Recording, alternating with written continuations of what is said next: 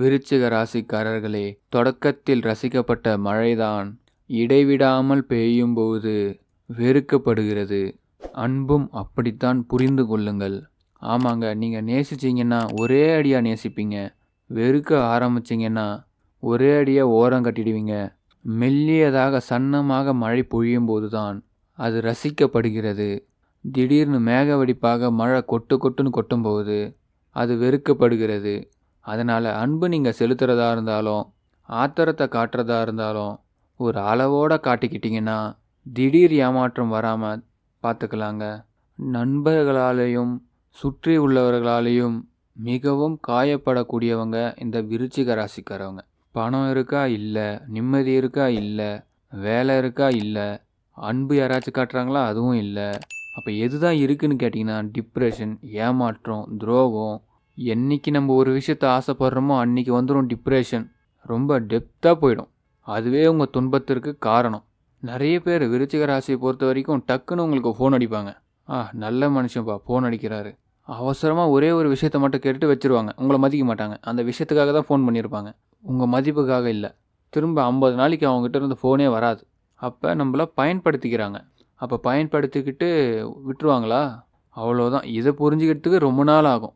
அப்போ இது புரிஞ்சுக்கிட்டவங்க திரும்ப டிப்ரெஷன் ஆகிடுவீங்க. இதுவும் ஒரு துன்பத்திற்கு வழிவகுக்குது. ஒரு மைனஸ் இருக்குது விருச்சிகத்துக்கு. நீங்கள் படபடப்பாக, பதட்டமாக, பயமாக இருக்க சொல்ல சில விஷயத்த மறந்துடுவீங்க. ஆனால் வேணும்னே நீங்கள் மறந்துடுறீங்க அப்படின்னு குத்தி காட்டுவாங்க. அந்த குத்தி காட்டுறவங்கள கண்டாலே உங்களுக்கு பிடிக்காது. திரும்ப டிப்ரெஷன் ஆகிடுவீங்க.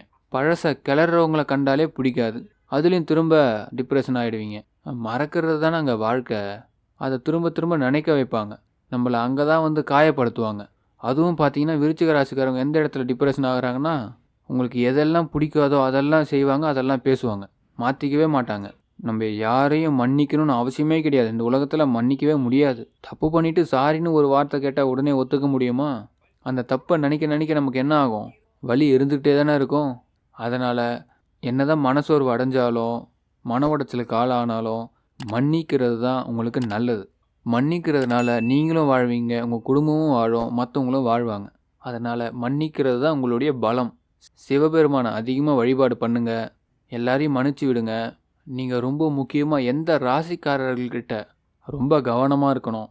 எந்த ராசிக்காரர்களால் விருச்சிக ராசிக்கு கஷ்டம் வரும், வருத்தம் வரும், இதை நம்ம ரொம்ப தெரிஞ்சுக்கணும். விருச்சிக ராசிக்காரர்களுக்கு எந்த ராசிக்காரவங்க நமக்கு டிப்ரெஷனை ஏற்படுத்துவாங்க அப்படின்னா, விருச்சிக ராசிக்காரவங்க முதல்ல டிப்ரெஷனை கொடுக்குறவங்க ரொம்ப டிப்ரெஷன் ஏற்படுத்துவாங்க. அடுத்தது சிம்ம ராசிக்காரவங்க, இவர்களால் டிப்ரெஷன் அதிகமாக வரும். கடக ராசிக்காரர்கள், இவர்களால் டிப்ரெஷன் அதிகமாக வரும். மேஷம், கடகம், சிம்மம், மிதுனம், இந்த ராசிக்காரர்களால் நமக்கு டிப்ரெஷன் அதிகமாக வந்துக்கிட்டே இருக்கும். அதனால் மேஷ ராசிக்காரவங்க, கடகம், சிம்மம், மிதுனம் இந்த ராசிக்காரர்களோடு நமக்கு கருத்து வேறுபாடுகள் இருந்தாலும் அதை சரியாக ஹேண்டில் பண்ணுங்க. இவங்க நமக்கு அடிக்கடி தொந்தரவுகள் கொடுப்பாங்க. இந்த ராசிக்காரங்களோடு நீங்கள் நல்ல விதமாக ஹேண்டில் பண்ணுறது தான் நல்லது. இவங்களால் ஏதாச்சும் ஒரு பிரச்சனை நமக்கு வந்துக்கிட்டே தான் இருக்கும். அதனால் இவங்கள எங்கே கழட்டி விடணும், எங்கே சேர்த்துக்கணுன்றத தெரிஞ்சுக்குங்க. விருச்சிக ராசிக்காரவங்க மேஷம், கடகம், சிம்மம் இந்த ராசிக்காரவங்கிட்ட கவனமாக இருங்க. என்ன விருச்சிக ராசிக்காரர்களே, நிச்சயமாக இந்த விஷயங்கள் நீங்கள் செய்தால் உங்கள் வாழ்க்கை பிரகாசமாக இருக்கும். மறக்காமல் லைக் பண்ணுங்கள், சப்ஸ்கிரைப் பண்ணி வச்சுக்கோங்க, கமெண்ட்டில் சொல்லுங்கள் உங்கள் கருத்துக்களை. நன்றி.